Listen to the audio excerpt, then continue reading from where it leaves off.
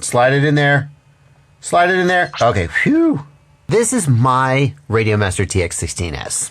And it's mine in the sense that I use it as my daily driver radio every day. And it's mine in the sense that you can buy one just like this. It'll have my name on it and my colors, and RadioMaster will give me a little bit of money every time you buy one.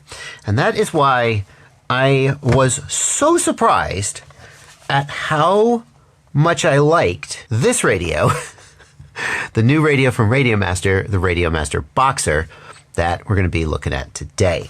And as I review the radio today, I'm going to be doing just a little bit of soul searching about whether I still want this to be my daily driver.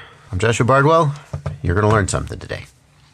The RadioMaster TX16S and the RadioMaster Zorro represent the two main form factors that RC controllers for FPV have settled on in the last, let's say, 4 or 5 years. The TX16S represents the more traditional RC controller form factor, whereas the RadioMaster Zorro looks more like a video game controller. And that's fine, but what if there was something for people who wanted a smaller, more compact, more ergonomic controller without going all the way down to the ultra small gamepad style controllers? And that is where the RadioMaster Boxer comes in. Oh, no, sorry. That's the TBS Mambo. They sure do look similar, don't they? My bad. You can see I would make that mistake. If we put the Boxer and the TX16S side by side, it doesn't look at first like there's that much difference in their size. The Boxer is just a little bit smaller and not even really that much thinner. But the real difference between these radios comes in when you hold them in your hand. The ergonomics of the Boxer are so much better than the TX16S. And I say that as a daily TX16S driver. I don't know if I've just gotten lucky and this radio just happens to be the perfect size and shape for my hands. But when I first took it out of the box and held it, I was really just kind of blown away by how natural it felt and fit in my hands. My fingers wrap around this grip here really naturally. There's a ledge here to rest your index finger on and just give you a little bit more of a positive grip. Here it fits into my hand just perfectly, and then as we bring it over here, my hands rest really nicely at the corner here, so it just feels like I have got a really positive, secure grip on the radio, and I'm just kind of perfectly cradling it the whole time I'm using it. The TX16S also has many of these same design features, but it really just feels like they've refined them a little bit on the Boxer. So, for example, this grip here has a little bit of an edge, a sharp edge here that doesn't exactly like dig into your palm, but you can feel that it's there, and it doesn't feel like it's sort of conforming to your hand just perfectly. The same is true of this little ledge here. It's there, but it doesn't have quite the same shape where you just feel like you're really positively gripping it.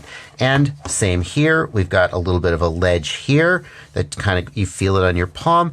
And then as you're holding the radio, you're gripping, the radio is big enough that you're gripping it sort of by the sides, and it doesn't have that same kind of feeling of just cupping and cradling and just really having a nice, secure grip on the radio. I'm not saying that the TX16S is insecure in my hands. It's not like I'm Mr. Butterfingers and I'm always dropping it. It's just when I first picked up the Boxer, it just felt like a perfect fit, and I was really, really impressed. My grip changes slightly if I go to put my fingers on the gimbals. My hand shifts more to the fingertips gripping this ridge and brings the hand kind of up a little bit so I can get my thumb over here and make the required movements. Still, it feels really secure and just natural in the hand. And then for me, I actually am a thumb hybrid pinch grip rather. So we're just going to shift. I'm going to put my middle finger here at the top. I'm going to bring my ring finger here to the little ledge. And that's how I would hold this radio. Perfectly natural, no problem. Can get all of the switches. And again, palm resting right there at the corner. Just so freaking nice, no matter how I decide to hold it. Okay, enough about the ergonomics of the radio. What even is this freaking thing? Well, obviously, it's an RC controller that you're going to use to fly your multi-rotors and your airplanes. It runs EdgeTX. like most modern FPV-centric controllers. And that's kind of like, in case you're not familiar, that's kind of like saying that a computer runs Windows. That simplifies this real view a lot because all EdgeTX radios basically have the same capabilities. Like if we were looking at a Futaba radio and a Spectrum radio, we might say that one of them supports more channels than the other, or one of them has more programmability than the other. But EdgeTX is the great equalizer. They all run the same software, and they all basically have the same capabilities. I'll tell you a couple things that are unique about this radio as we go through the review. As a demonstration of just how powerful EdgeTX is, I'm going to turn this radio on, and I want to show you something it can do.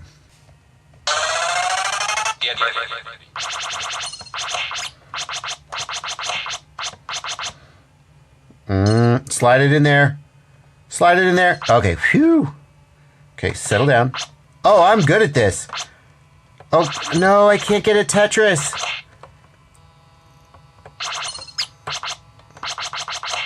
Oh. The point of that demonstration is not for you to be super impressed that this radio can play asteroids, Tetris, Pong, Snake, etc. The point is to demonstrate just how freaking powerful and extendable that EdgeTX and OpenTX are. And it is kind of cute that RadioMaster have decided to ship the radio with these scripts pre-installed instead of making you dig. I can't even find these on the internet anymore. I don't know where they got these. The Boxer has fewer switches and knobs than full-size radios like the TX16S. So here at the top, we've got a 2-position on either side, a 3-position on either side, and we've got 2 potentiometer knobs. The knobs are really nice and stiff. Sometimes cheaper ones feel pretty loose, and they have a very strong center detent. So very premium feel there.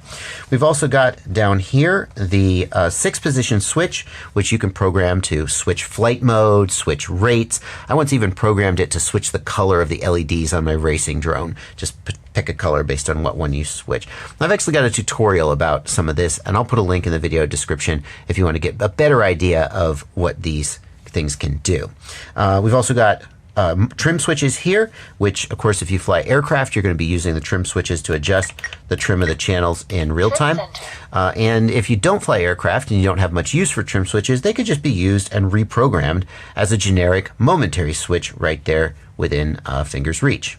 Here on the left shoulder we have a 2-position press switch, and over here on the right shoulder there is a 2-position momentary switch. I will say that those shoulder switches are the one place for me where the ergonomics of the radio are less than perfect. If I hold my hands here how I normally would when I was flying the radio, you can see that my fingers wrap around the shell and they nearly perfectly conform to the shell, but the problem is that it makes it just a little hard for me to get at that. It would be better for me to kind of be coming from above like that to really be able to get at that switch. So in order to press that switch, I kind of have to shift my hand up just a little bit, right? Which is just a little awkward if I'm flying. When I first saw these switches, I thought they'd be a perfect arm switch, but actually after feeling how just slightly awkward they are to articulate, I decided that wasn't the right move. I would probably use switch SA as my arm switch, and then use this 2-position switch for something not mission critical. It would be really easy to use this as a beeper switch, since a lot of times when you're using your beeper, you're not really holding the radio. You're not flying. You're just holding the radio in your hand, trying to find your quad where you've crashed. I'm sure we could find uses for them. It's not a deal breaker, but it is a slight blemish in the otherwise pretty much ideal ergonomics of this radio, at least for me. At the top of the radio, we've got a USB port, and that is used for plugging the radio into your computer to use as a game controller. So you can use, like all EdgeTX and OpenTX radios, you can use this with a simulator on your computer. And it's also used for backing up and restoring the configuration of the radio. If you've got another radio that you're going to transition over to this one, you don't have to set up all your models from scratch. You can just download the models off of your old radio, upload them to this radio, and hopefully that process will go relatively smoothly.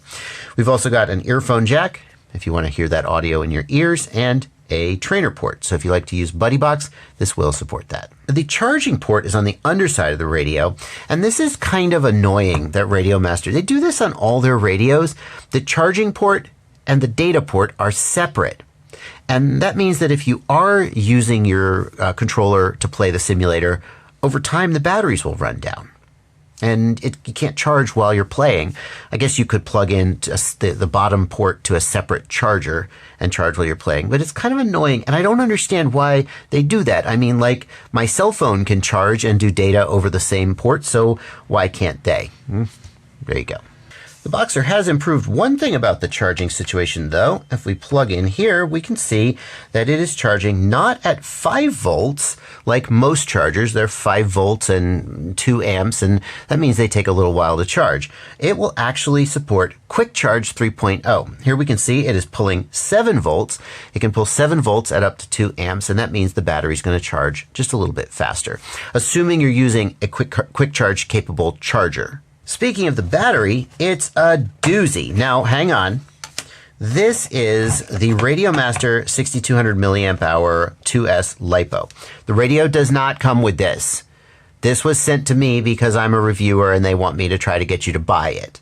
The radio actually comes with a dual 18650 LiPo tray, and that's fine, but I have a 5000 milliamp hour 2S in my RadioMaster, and it lasts for freaking ever, whereas the 18650s run down faster, and you just have to think a little bit more about charging them. They intentionally made this battery bay as big as they freaking could, so you could get a giant honkin' battery in here, and they advertise 20 hours of life. Now, I don't know what the conditions for, like, if you're using a big 1 watt transmitter module, will you get 20 hours of life? I don't know, but it's a big freaking battery, bigger than I've seen in just about any other radio. By the way, if you are using a big honkin' 2 watt RadioMaster Ranger module and you need to plug in supplemental power with the XT30, they've intentionally made this XT30 extra long, and on top of that, they have molded channels into the battery cover so that you can... It's not going to work. This demonstration is about to fail. Is it going to work? Yes, it'll work. I can do this. There we go. They've molded channels in there so it can easily come out and plug into your module. Pretty thoughtful. Oh, nice. Well, I guess any question about whether the JR module bay is snug or not has been answered. It's pretty snug. The gimbals on the radio are RadioMaster's V4 Hall effect gimbals. Hall effect means that instead of having a potentiometer, they have a magnetic sensor on the inside, and there's no sort of mating surfaces to wear out like there is with a potentiometer, and as a result, the gimbals just last much, much longer. The last time I was using a radio with potentiometer gimbals, they were lasting me about 6 months to a year before they wore out. The sign that they've worn out is that they stop recentering. Like, you deflect the stick, and then you return the stick to center, but the channel isn't centered, and then you calibrate the gimbals, and then they don't recenter, and then you calibrate the gimbals again, and then they stop recentering, and you're like, okay, time to replace my gimbals. With Hall effect gimbals, that basically doesn't happen. Here on the right, we've got RadioMaster's top-end AGO1 gimbal compared to the V4 Hall effect gimbal on the Boxer. And the big difference between these gimbals is that the AGO1 is full metal CNC. The entire thing is machined out of a piece of, I guess, probably aluminum. And that means that they are very, very stiff and very, very solid. The V4 gimbal is nearly as good, but not quite as good. The place where you mostly notice the difference is when you reach the end of the stick travel and then continue to push just a little bit. It has just a little bit more play in the plastic gimbal. Let's do a little demonstration. I'm going to go into the hardware screen on the radio. And if I go all the way to the bottom, there's a debug screen where I can debug the analog outputs, including the sticks. If I then take the throttle stick and move it up and down, we can see A2 is moving. And we can see when I push the throttle all the way down, it reads -100, and there's a value here of 300. That's sort of the raw output of the sensor in the gimbal. If I then continue to press, we can see that it goes from about 295 to around 275.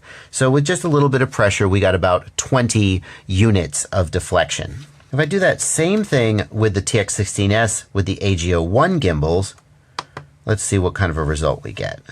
Okay, so here is number 2, and we're at about 300, so this is sort of the same calibration value. And then if I continue to press down, you see it only goes about 10, a little less than 10. No, not even, more like, well, somewhere between 5 and 10. So there's just a little bit more flex in the gimbals of the Boxer, but honestly, you're not going to notice that most of the time while you're flying. Because first of all, the gimbals are not what makes you a great pilot.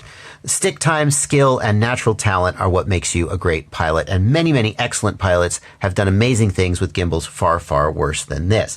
So mostly for me, the gimbals are about the sort of aesthetic experience of using them while I'm flying. It's like sitting in a luxury car with leather and walnut or carbon fiber or whatever. Does it make the car like go faster or drive better? No, it's just nicer to be there. And that's kind of how I feel about these gimbals. They're extremely nice to use. Listen to the throttle. Here, wait. You don't hear any rubbing or roughness. In fact, I think they may even have lubricated this throttle with like some grease or something. It's got almost a damped feel where there's just a little bit of resistance as you start to move it. It's just really nice. If you don't like the way the gimbals are set up, there are adjustment screws on the front of the gimbal, here, and here, and that lets you adjust the up-down travel, so you can reduce the up-down travel as well as the tension and whether the stick is centering or not, so you can switch it from mode 2 to mode 1 if you prefer, all without opening the radio up. Now, if you are thinking that maybe you'd like to get the Ultra Premium AG01 gimbals, they will go into this radio. They're about a $130 upgrade, and rather than tell you whether it's worth it or not, I'm going to put a link to my review of the AG01 gimbals down in the video description, and you can get my full opinion there. The antenna on the radio is removable. It's an RPSMA connector, so if you need to get a spare or if you need to maybe upgrade it to a higher gain antenna, you can. Some people are going to object to the fact that having an external antenna like this makes it just a little more likely to get damaged when it's banging around in a bag. That may be true, although this antenna is pretty robust. Having an internal antenna would slightly decrease the range. Internal antennas usually perform a little bit worse than external ones, but a lot of people would like to have had the option to at least try, and it has to be acknowledged that that's what TBS did with the Mambo. It has an internal antenna, but then some people modded it to give it an external antenna because they wanted better coverage, so I guess you can't make everybody happy. What receivers can I use this radio with? The Boxer can be ordered with two different internal modules. It can be ordered with a 4-in-1 module, which will allow it to bind to basically all of the last generation receivers. The FreeSky RXSR, the FreeSky XM+, FreeSky D8 receivers that are built into Tiny Whoops, Spectrum receivers, pretty much all Spectrum receivers, I think, Futaba receivers, who am I leaving out? FlySky receivers, and a bunch of other little obscure Chinese bind and fly protocols. The 4-in-1 module can bind to just about all of those. The problem with that is that those receivers have limited range compared to modern high-performance protocols like ExpressLRS, Crossfire, Tracer, and Ghost. The difference is hard to characterize, but basically you're going to get between 10 and 30 times more range with modern protocols, and that's pretty nice. Even if you don't intend to fly 10, 20, 30 kilometers away, and you probably don't, having that additional penetration through obstacles, the ability to fly around trees or maybe behind a building without worrying as much about fail-safing is really nice. So the other thing you could do is you could get it with an internal ExpressLRS module. An ExpressLRS can do all those things. It's one of those modern 10, 20, 30, 40 kilometers or more control links. But what makes this radio so unique is that its internal ExpressLRS module goes not just up to 250 milliwatts like the TX16S and almost all other radios with an internal ExpressLRS module. The reason for that is that the ExpressLRS devs think that you need active cooling anytime an ExpressLRS module goes over 250 watts. You need a fan. Otherwise, the module just heats up and then it has to ramp down its power and you just get bad performance. And most radios just don't have that cooling built in because previous RF modules didn't need it. But the Boxer was designed from the ground up for this, and it can go up to 1 watt, making it one of only two. I think the Jumper T-Lite also does 1 watt. One of only two radios available today with a built-in ExpressLRS module that goes that high. And that's pretty nice. Oh, you can hear the fan going. Yeah, well, you go up to high output power, you're going to have to deal with that fan noise. It's pretty exciting because ExpressLRS can do a lot with 250 milliwatts, especially if you reduce your packet rate down to the lower packet rates, so you're getting higher latency but more range. ExpressLRS, people have flown ExpressLRS 30 kilometers on just 100 milliwatts of output power. And there's an argument that 100 or 250 milliwatts should be all you ever need. But that's only if you are working under a very sort of limited set of conditions. If you're pushing behind obstacles, or especially if you want to use the lowest latency modes that ExpressLRS has, then your range is going to come down and you're going to want that additional output power. And I have to say, more and more, I find myself putting an external module in my radio, maybe not this exact one because it's a giant honking thing, and running at 1 watt in order to get have that 99.99999% certainty that I'm not going to fail safe, instead of like having to think about it at all. So the Boxer is kind of appealing to me. If I were to switch to the Boxer as my daily driver, I would be giving up this big, beautiful screen on the TX16S. And that's more than just cosmetic. So the TX16S, it's got a touchscreen. The Boxer doesn't. That's kind of cool. So like if I bring up this menu, I can just go channel monitor. I can navigate my way through select model. I can do whatever I need to do. And it's kind of nice to have a touchscreen. But in addition, it's possible to set the TX16S up with what they call widgets that show certain information. And so like you can see here, I've got my aircraft battery, my transmit power, my radio battery, and then my RF mode, my RSSI, and my link quality here on the screen. And they just live there and they're always there. So I plug in my quadcopter and I just glance at the radio and I check that the battery is charged up. I check that the configuration is right. My receiver is good. Here on the second page, I've got satellites. So if I'm wondering if I have satellite lock yet, I can check that. And I can the experience of having that bigger screen makes the day-to-day life of using the radio a lot nicer. And not just when you're configuring the radio, but when you're out in the field flying, you just have a lot more information at your fingertips. The Boxer does present some information on screen. You can see I've got my switch position readout here and my stick positions.